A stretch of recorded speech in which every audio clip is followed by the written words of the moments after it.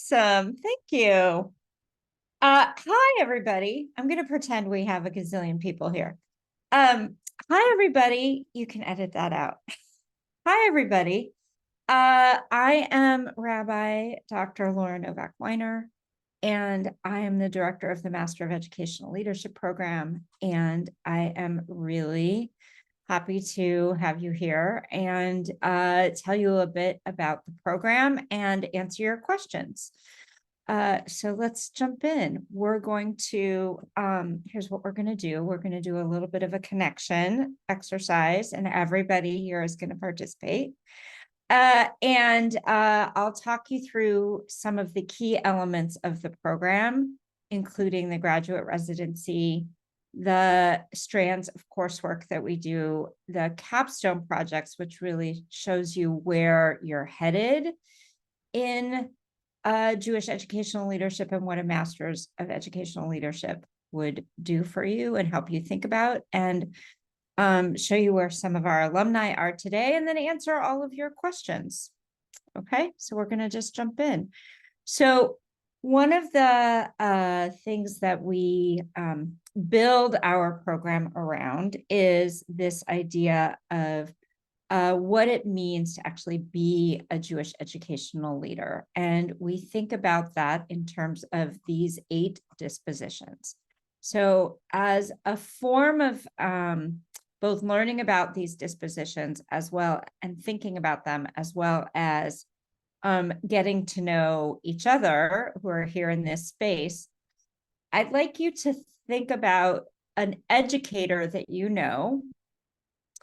They don't have to be a Jewish educator, but an educator that you know, whether it's somebody who leads an educational institution or was a teacher, perhaps, that you experienced, who embodies one of these dispositions, and what you imagine that looks like, or how you see that happening in them. So we have building relationships, being a self-aware person, creating learning-centered design. They are reflective in their practice. They're vision-driven. They take an inquiry stance to their work. They are good at managing dilemmas, identifying dilemmas and managing them. And then they see their work as sacred or holy. So who is an educator that you know, either Jewish or otherwise, who embodies one of these, and how do you see that happening? So who has one that they would like to share? Adam Allenberg, please do.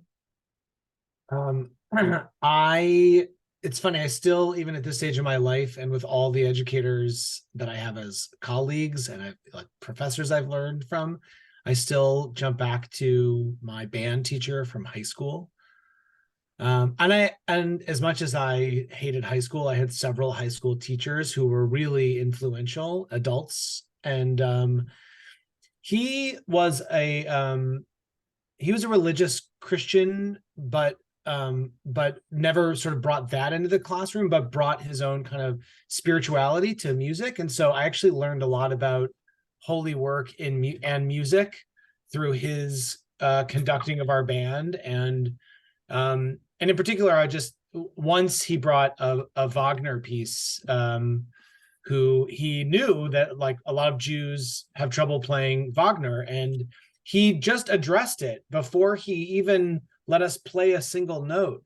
And he said, if there's anyone in the room who won't feel comfortable playing it, don't, and I'm not grading against you. I like recognize that as something that would be difficult for you. And I was like, wow, I already respected this man, and now I feel seen without him having to say like, Adam, I'm talking about you. Mm-hmm. That is beautiful. Thank you. And just for trivia points, what instrument did you play, Adam? I played saxophone. In particular, I played baritone sax, which is that big kind of bassy sounding instrument. really fun. And I played alto in the marching band. Cool. Awesome. Did not know that about you. Well, I'm full of surprises. You are full of surprises. Sarah, do you have one to share? Yeah, I do. I also played alto saxophone in high school, for the record, but I gave it up because I didn't practice often enough. The person I'm thinking of is I had Talmud class this morning with Neil Scheinlin, and I think he has he's a really good example of learning centered design and the way that his curriculum functions. He and he's been very clear in how he's designed it, where it's he's trying to teach us different structures of Talmud, different key terms, and different ways of understanding the rabbinic arguments. And he really each one becomes slightly more complex and builds on the previous concepts that we've already learned, and the kinds of discussions he leads us in. Just such a good example of really bringing the learner with and really thinking about what he's trying to teach, really in a very conscious way. So it's been, yeah, he's a really great teacher. Thank you. Thank you. Michelle, do you have one you want to share? Yeah, actually, it's been a little bit, a couple of years now, but one of my instructional design faculty members, who ended up also being my advisor for my master's program in instructional design, he pretty much embodied all of these in some way throughout the time that we worked together, because we were all working on different projects throughout a semester, for example, and he was able to sort of sit down with each person and help them work through individual projects, even though they were all so completely different and at different levels, and putting in these core pieces of what our learning needed to be and how we structured it was up to us. But I think the best part was when I would struggle with something, he would record a video and show me in multiple different ways how I could work through a problem so that I could come to a resolution on my own. And for me, as someone who is also an instructor, that's really important to see someone else reflecting that. It really adds a lot of value to the learning experience. Mm-hmm. And I also did play alto saxophone as well. Seriously, okay. I'm the odd woman out now. I was gonna say we'll have a sax quartet, but I will be the audience in the saxophone trio performance, but I see a future of a saxophone. Is there such a thing as a trio for saxophone? yes, such things exist. Yes, we're gonna make that happen.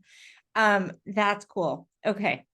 I do not play any musical instruments, but I am a great audience member. So thank you all. So what we try to do in the School of Education is build each of these dispositions in our learners, right? And some of us, right, come to these more naturally and already have strength in certain areas, and some of us actually need to work on building these muscles in each of us. So that's something that we do in the School of Education in the Master of Educational Leadership program. Did we just lose? There we go. Great. So let's continue. We're glad you're back. So one of the key elements of the Masters of Educational Leadership program is our residency experience. And every student in the program is matched with a residency site that is an opportunity for the students to do real on the job learning, right? And experimentation. So the residency setting is not just let me put it this way. The residency is designed on the model of like a medical school residency, where you are actually doing the learning while you're doing the work. So it is all of these things for the students. It becomes a laboratory for trying out things and experimenting a studio, a sandbox, a classroom, and a mirror, right? Mirror meaning it's an opportunity for you to reflect back on what it is that you are learning in your residency setting, as well as learning in the classroom. And it is a place for you to practice applying the ideas that you are learning in the coursework. So our students get placed in residencies where they can be engaged in the varieties of work that are part of Jewish educational leadership, such as creating and designing and teaching and leading and supervising and investigating. And our residents our students who have been in residencies over the last number of years have done all sorts of work in their settings, such as re-envisioning family education for the community, or redesigning teen programs such as a Madrichim program, or rewriting curriculum in a day school, or creating a brand new day camp. Those are kinds of things that they've done, as well as those are sort of regular work that happens in Jewish educational leadership on a regular basis, that Jewish educational leaders are doing all of these types of things regularly in their work, continuing to improve, innovate, redesign, and create. Then we also have residents who do entrepreneurial work or intrapreneurial work. So intrapreneurial means that they're actually creating something new within an existing organization. And we have, for example, 2 residents already have been working on the creation of Camp Sababa at Temple Judea in Tarzana, California, which is an alternative religious school model. And then we've had residents who come to us with an entrepreneurial Jewish educational vision and have used the Masters of Educational Leadership as an opportunity for them to create and build their entrepreneurial vision, build out their entrepreneurial vision. And the sort of star of that for us has been the Torah Studio, which has been envisioned and is led and created by Liana Wortman, who is one of our alumni. And she came to the school with this vision for a new form of Jewish learning, or a new setting, I should say, for Jewish learning for young Jewish adults. And actually it has been thriving, not only for that audience, but for adult learners of all ages. And it's very exciting to watch that. And it's because of some of the work and learning that she did in the School of Education with this program that it is such a strong space for Jewish learning for so many people. So our students pair their residency work with their coursework, and there's a lot of synergy between the two. There are 5 strands of coursework. Leadership, in which our students are learning about themselves as learners, as leaders, and how to actually be a leader in a Jewish institution, and what are the challenges what are the challenges they may face as leaders, and how to navigate those challenges. And that is, so that's one strand. The next strand is teaching and learning, which is really the core technology of education, right? What does good teaching look like, and how do we create opportunities for effective, meaningful, enriching, transformational learning? And when you pair those together, leadership and teaching and learning, we then also have our aims and aspirations strand, which is thinking about what is our vision for Jewish education, and how are we going to lead our organizations and lead our community toward that vision. And so in the aims and aspirations strand, we're thinking about learning from the Jewish past, learning from the Jewish present, in order to envision what the Jewish future looks like. Our teaching labs are opportunities to dive deep into specific Jewish content that we want to be teaching, and actually the technology around the teaching of that specific content, which is in education speak is called pedagogical content knowledge, right? That there's a specific skills involved in the teaching of history, let's say, or the teaching of Hebrew. And we create these labs so that students can learn about the specific skills around pedagogic skills around the teaching of specific content. So those are our teaching labs.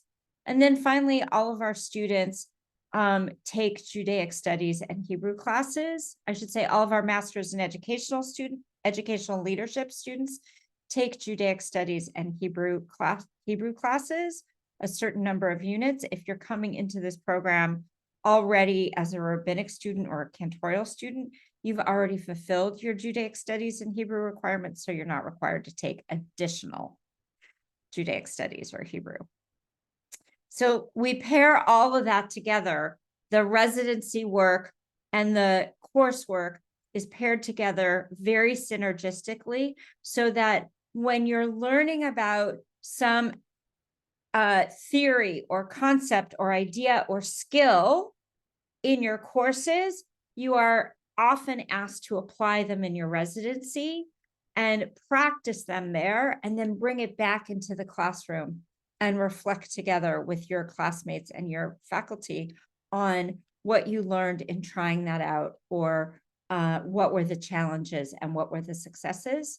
And the water runs both ways, actually, that when there's a challenge that you're facing in your coursework, in your residency work, or a task that you're tasked with taking on in your residency, oftentimes you can bring that back into your coursework and say, oh, here's something that I am being asked to work on.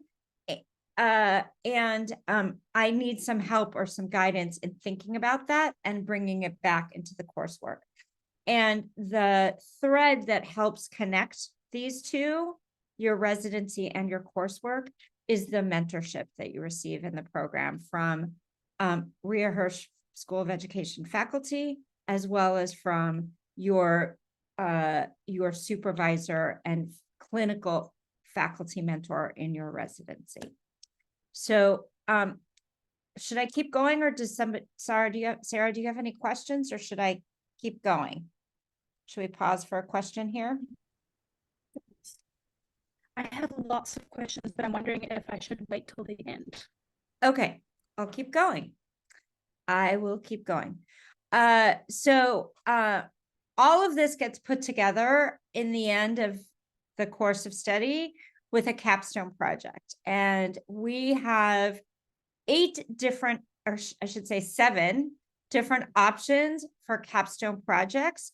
And it's really, the reason why there are so many options is because we really want to help each student identify the place where they want to dive in deeper in their educational leadership studies, and how they imagine positioning themselves in the field of Jewish education. So these options build on different strands of the coursework and different types of the residency work that you're doing in order to help you further that. So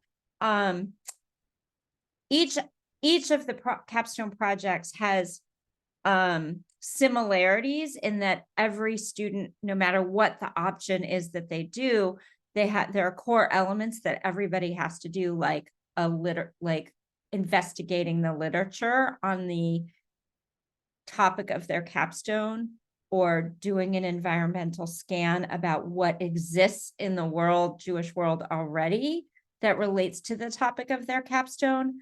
And then it varies when it comes to these format options. So a teaching portfolio would be a deep investigation of somebody's teaching practice around maybe a very specific question about teaching that you have, such as maybe the question of what are the patterns in the classroom around gender engagement in the classroom, and who is participating more or less, and how am I as a teacher either facilitating equitable participation or inadvertently not facilitating equity, and how do I actually solve that problem for myself as a teacher? So that's a really deep question of teaching practice. And so one could create a teaching portfolio around that. For example, a leadership casebook looks at a challenge or an ethical dilemma or a values tension around leadership and examines that across within an institution or perhaps even across institutions. So for example, a leadership challenge might be around how do I manage, I'm trying to come up with a really good one because I forgot my example that I had before. A leadership challenge might be, how do I both create space for my lay leaders to shape the vision of Jewish education in our institution, and at the same time share my own vision for Jewish learning and get that sort of put forward. So that might be an interesting opportunity to explore something around leadership. A curriculum guide is the creation of a new curriculum. A lot of our students come in with ideas about what's something that we should be teaching out there, and involves creating a full scope and sequence and sets of lesson plans for any age group, in any setting that you choose. You just have to specify it.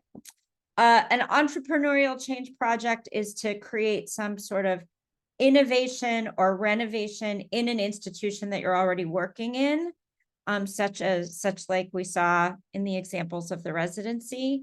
And then an entrepreneurial initiative is also if you have a vision for an entrepreneurial project that you want to pursue. The e-portfolio is really like a general vision of who you are as an educational leader, and showing examples, writing up a vision statement, and then showing examples of that vision actually being put into practice and actualized with artifacts such as photographs or videos or other things that we help you create in your portfolio. And then finally is original research in the field of Jewish education. So if there's a deep research question that a student has and wants to actually do some empirical research on that, then we support that. And we intend that the quality of that research be such that it could be publishable. So, so those are the capstone projects. And our graduates go all over the place. They're all over, actually, they're not even only in North America, they're all over the globe. And they're doing all sorts of different types of work. So our graduates are camp directors or inclusion specialists or B'nai Mitzvah and Hebrew studies coordinators or educators in synagogues or working in day schools or leading their own entrepreneurial institutions such as the Torah Studio. So our alumni are all over the place, and they can lead in a variety of Jewish educational settings. You name the Jewish educational setting, and there could be the kind of work for you there. So that is my my soapbox about the Master's in Educational Leadership program, and I'm happy to have you get in touch with me if you want to continue the conversation. And I'll take some questions now, and I'll stop sharing my screen too. Okay. Sarah, what questions? So many questions.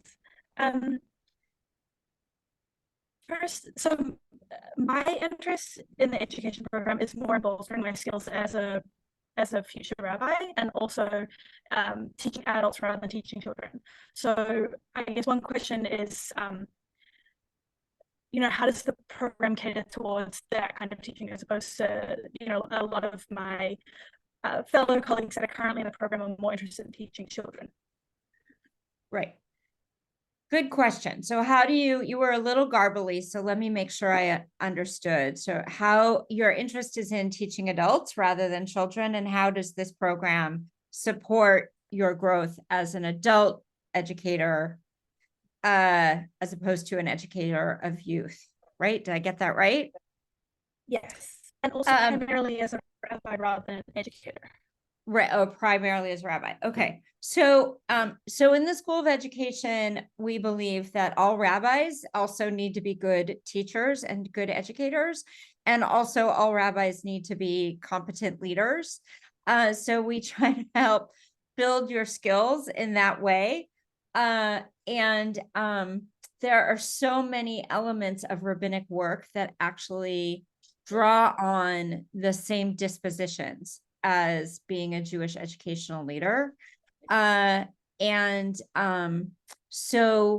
the opportunities that you would have in the program will help strengthen your skills as a rabbi, and especially when it comes to leadership in an organization, whether it's a congregation or somewhere else, and also around teaching and learning. And we can work together to find a residency in which your primary audience for learning is adults, right? And help you strengthen your skills as an adult educator. The residencies can vary in that way, and we can help you also with your capstone or with other mentorship opportunities, really enrich your understanding of adult learning. We have one of the great things about the School of Education is also we are highly connected to excellent Jewish educational leaders around the Jewish world.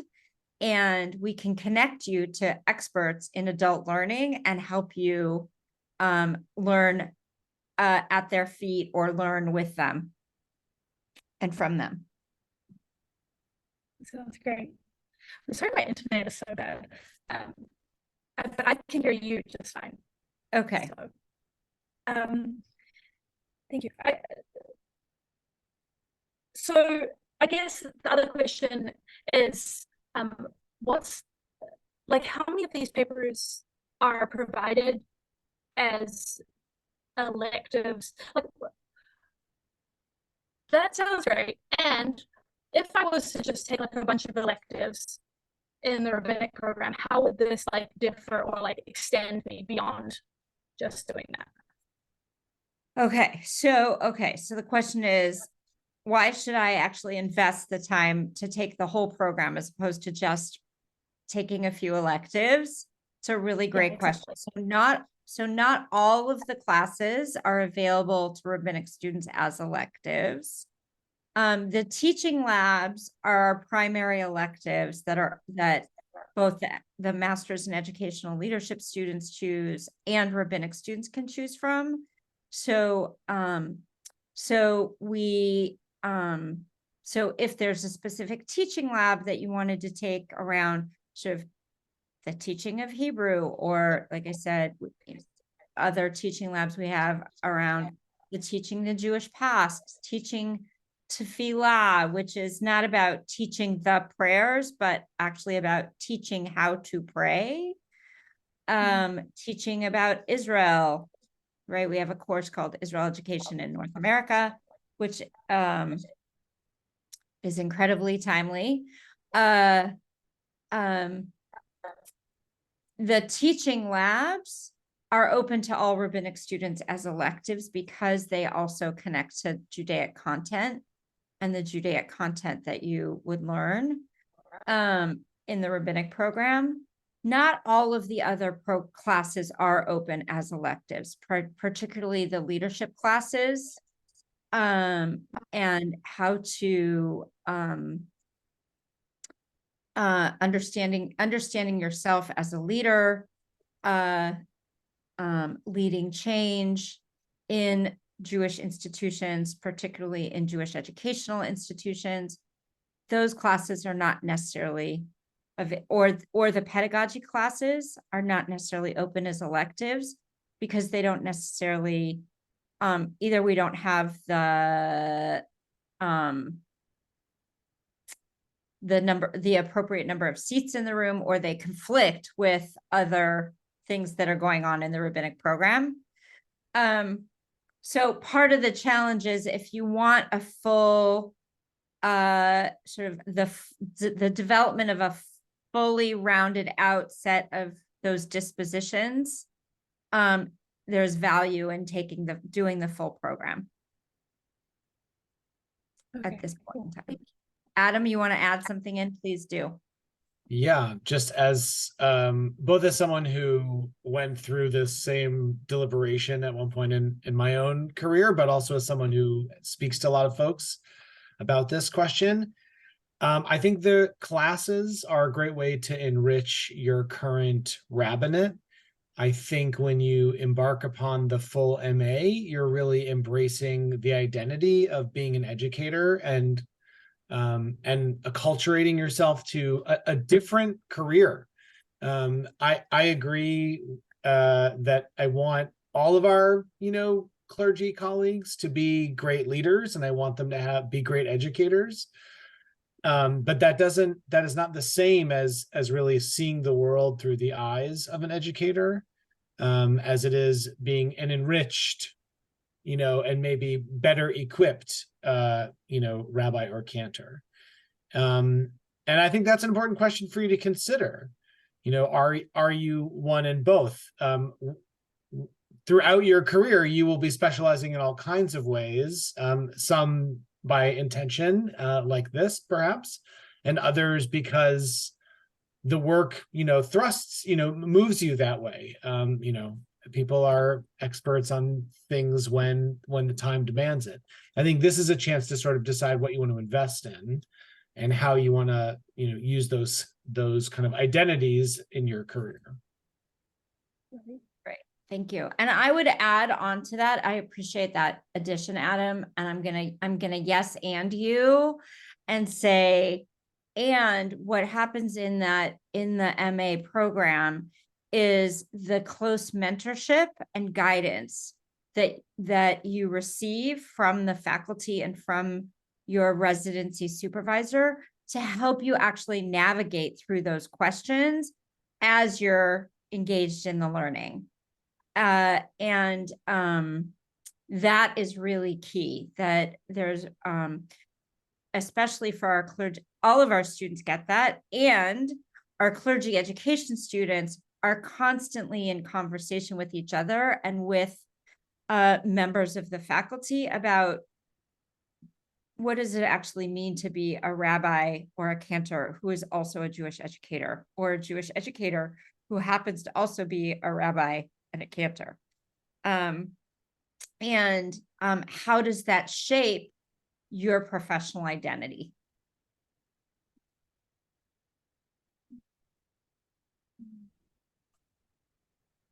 Yeah, that's really helpful. Thank you. It's certainly something that I've heard from like rabbis in the field that I've spoken to who are rabbis and educators, is how it kind of influences their worldview going forward, but also how it changes not just how they see job opportunities, but also how others view them when they're applying for jobs, is that they're seen not just as a rabbi, but also as an educator. Yeah, really interesting to think about. Sarah, on the front side of that, I want to say when you're evaluating, possible opportunities, I think having the kinds of lenses that educators develop is not just helpful in thinking about the work, but also in evaluating the organization. Because that isn't really part of our rabbinic training, how to evaluate the organization.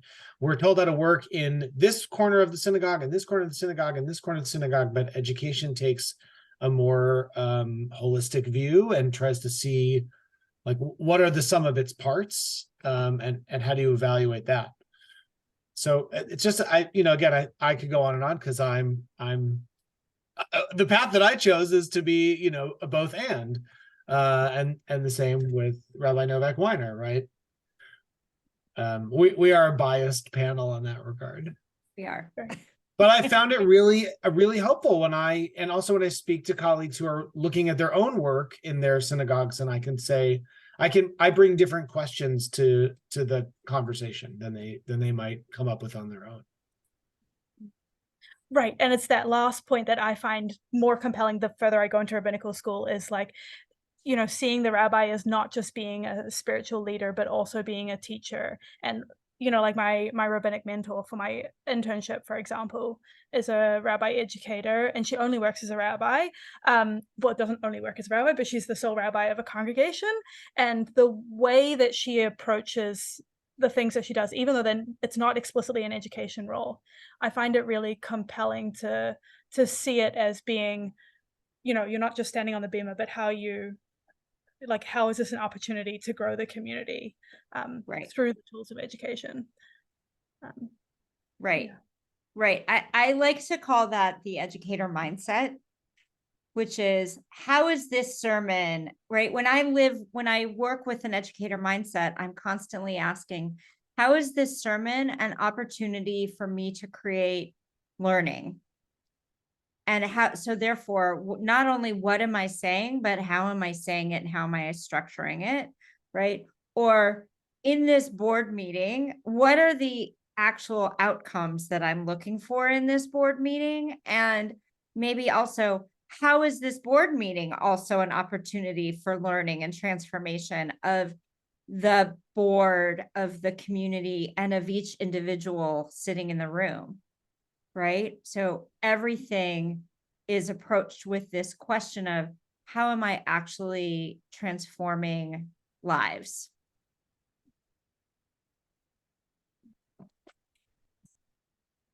I was going to ask a question about mentoring, but you already answered that in great detail. Okay. Which was cool. The other question I wanted to ask about was the kind of education in terms of like the specific pedagogical skills. Is it more tailored towards like formal education or informal, or is there a mix? And so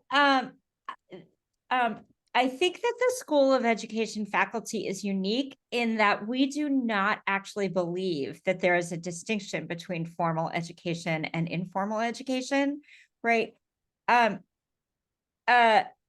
Teaching and learning are a technology, and they are technologies, and they happen in different settings, and they happen in different ways. And there are lots of different pedagogies that go into creating the learning experience that you want to or need to create. And some of those might be considered quote unquote formal learning pedagogies, and some of those might be considered quote unquote experiential, but all of them actually require the same questions and thinking and reflection and planning. So it's our world has created this, what I think we all believe is a false dichotomy. Because I have spent, and I know Rabbi Allenberg has done this too, spent many, many, many hours at summer camps in which things that are going on educationally are not at all experiential education and feel like they could be happening in a classroom with a chalkboard and a teacher in the front of the room. And we've also, thankfully, spent time in classrooms with teachers where there's lots of experiential learning happening and play and experimentation and creativity, right? So it's kind of it is a false dichotomy. So what we're teaching are a lot of different pedagogies that create deep, rich learning, some of which might be put into those crazy buckets. Thank you. Okay, I have 2 more questions. Okay. One, deadlines. When do I have to have made a decision by? What are the steps? So we have multiple deadlines at the moment, but what we're really trying to do for our clergy ed students for this coming year is to know exactly who they are by the first of the year, which means finishing the application by our December deadline, which is December 15th. Because we want to know, because we're looking at having a big class, we want to make sure that we have enough time to orchestrate the placement process in residencies. I will also say that we are planning on, we have approval to run a second clergy ed, a final, the clergy ed class for 24-25 is not going to be the final one. There will also be a clergy ed class in 25-26. So if it doesn't work for you to do it this coming year, you could do it the following year. And we're building a cohort. We already have the starts of a cohort for that, and we're building a cohort for that. So it just depends on your timing and conversations with Dr. Weisberg as well about what does that mean for the rabbinic class and your rabbinic studies. Okay, cool. Thank you. Awesome. Cool.